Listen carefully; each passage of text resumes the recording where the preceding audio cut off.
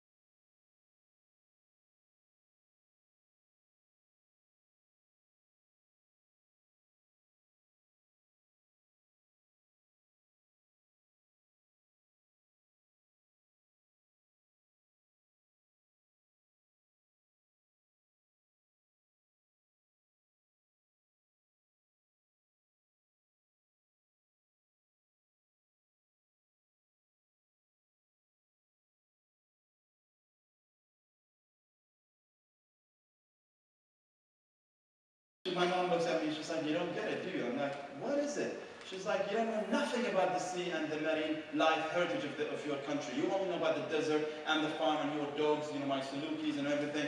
And I'm like, no, I know how to swim, so I know a little bit about my marine life. It's like, no, did you know that women never actually had pearls? I'm like, what are you talking about? She said the UAE didn't have pearls. I'm like, this is not true. We know, if you ask any Marathi, what are we proud of? We are proud of our own pearling industry. We are so proud of our own grandfathers. They dived in the deep of the ocean and they've taken the oysters, they took out the pearl. Then what? It's not true. My mom, my grandmother, half, if not 90% of all women in the Gulf region never actually put their hand on a pearl. It's fascinating.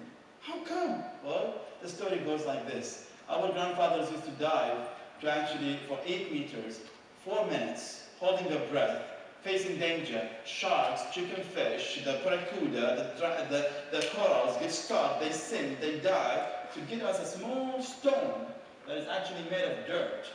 And then it's actually become a very precious stone. And we go sell it to an island in Abu Dhabi called Dalma Island. And then from Dalma Island it will be resold to India.